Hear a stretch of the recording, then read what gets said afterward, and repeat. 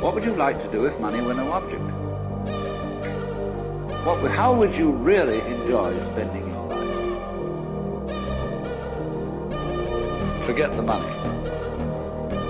Better to have a short life that is full of what you like doing than a long life spent in a miserable way.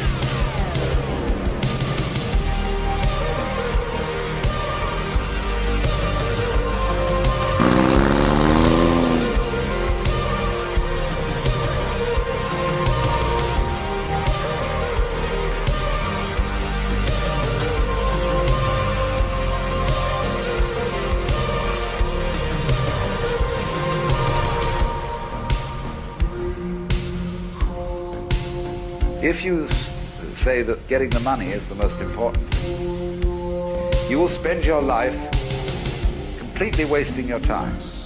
You'll be doing things you don't like doing in order to go on living, that is, to go on doing things you don't like doing, which is stupid.